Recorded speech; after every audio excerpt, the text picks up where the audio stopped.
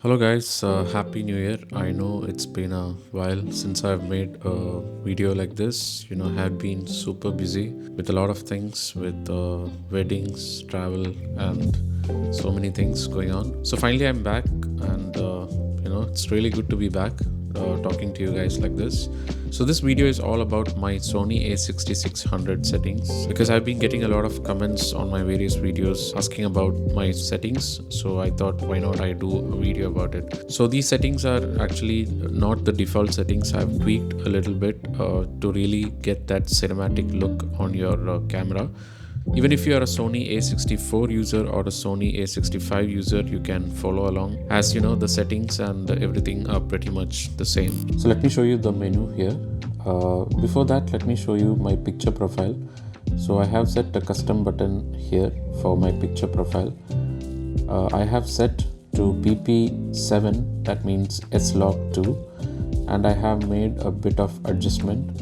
So the black level is +2, the gamma is S-Log2, the black gamma is middle, and the level is -4, and then knee I have set it at auto, and color mode is S-Comet3 Cine, and the saturation I have made it to +6, color phase to +1, color depth to no, I haven't set anything there, and the detail, this is the sharpness, so I have reduced the sharpness to -6 so that I can add the sharpness if needed in editing, because if you increase this, it will create a digital sharpening which looks very bad on your footage. So I leave this at -6.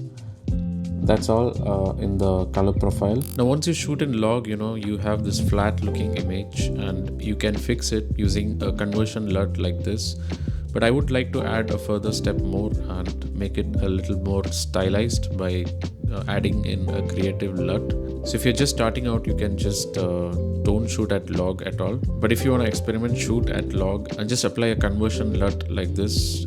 It will convert your log to a Rec 709 standard picture profile. And if you want to leave it at this, it's okay. But if you want more stylized, you need to get some creative LUTs. I have my own creative LUT, which I will leave in the description. So I've been getting very, very good feedback for this particular LUT, and I have made altogether separate video on how I color grade my videos. So if you can check it out, it will be right here. Now let's go to the main menu. So this is the video setting. This is the second tab on your settings. So here the file format I set to 4K. But if I want to shoot like higher frame rate, like 120 FPS, I change this to HD. But by default, I leave it at 4K. And the record setting, this is the frame rate. I leave it at 24 FPS. But if you want, you can change it to 30 FPS as well. But I leave it at 24. And if I want to shoot at a higher frame rate, I change this to 120. But it's not available in 4K. But once I change this to HD, I can, there are various options like 60 or 120. So let me switch this back to 4K. And the SNQ settings I don't normally use, and the proxy recording off. Now let's get to the next page. The AF drive speed I leave at fast, and the AF tracking sense I leave it at responsive. Auto slow shutter on. Initial focus mag is 1. Audio recording is on, and this is for the mic. If you have a mic, you need to adjust the level here. So make sure it doesn't peak above this line, the -12. So I have set my audio record level to 2. So that once I connect my mic, and even if I scream, it doesn't increase this -12 dB. So this is when you have the mic.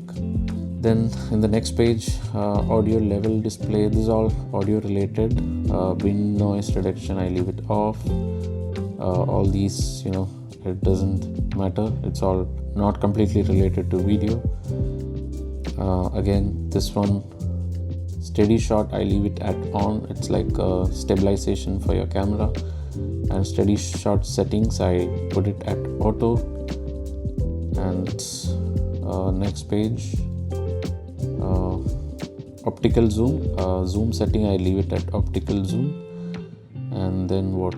All these are, yes, these all I don't change. The main thing I change is the zebra. If you're shooting at S-Log, it's better to have a zebra so that you can get a correct exposure. I will show you in a bit.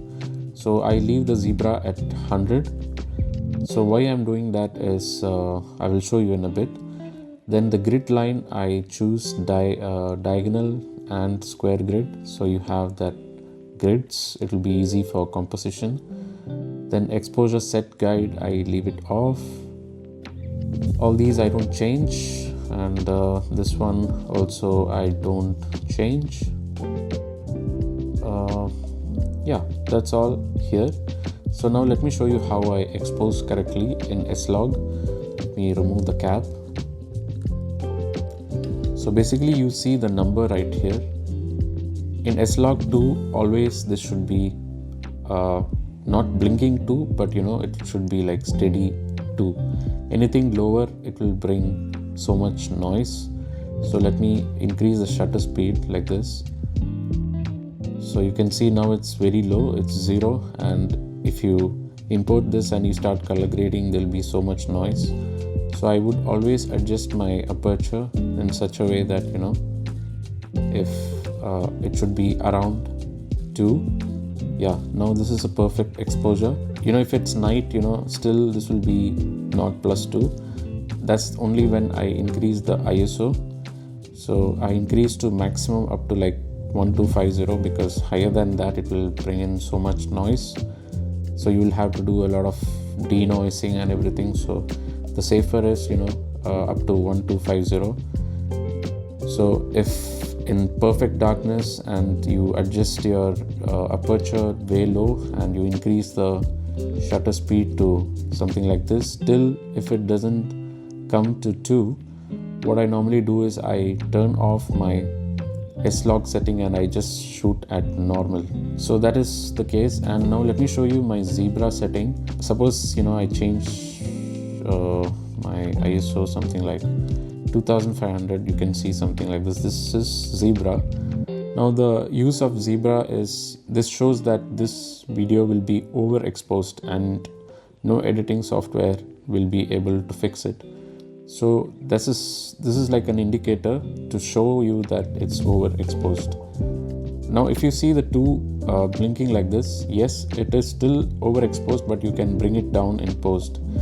But if you start seeing zebra, that means it's completely washed out and you're not able to bring down the highlights. So this is my normal workflow. By default, I leave my ISO to the minimum in S-Log 2, that is 500. And I adjust the exposure only based on the aperture. So the lower the aperture, higher the brightness. So that's how I play, and I don't play with the shutter speed, because in video, whatever frame rate you're shooting, your shutter speed should be double that frame rate. So in this case, I'm shooting at 24 FPS, so it should be 1 by twice of 24, that is 48. But 48 is not available in cameras, so you leave it at something close to it, that is 1 by 50. Now suppose I'm shooting at 120 FPS, so that is the frame rate, so this will be 1 by 240. Since 240 is not available, this will be 1 by 250. Okay, so this is with the shutter speed. So for brightness, I normally play only with the aperture. And if aperture can also not bring in enough light, only then I play with the ISO. So I think I have covered everything, and in the other settings, all these are related to how to transfer your data and everything. But mainly the video thing, it's all right here, and also the picture profile setting. So I hope you guys found this video helpful. So if you guys have any questions on any of these, do let me know in the comments. That's pretty much it. For those who don't know, I'm Fenzer. I do travel, tech, and filmmaking on this channel. So if you're into that sort of stuff, please consider hitting the subscribe button. Thank you all for watching, and I'll see you all in the next one.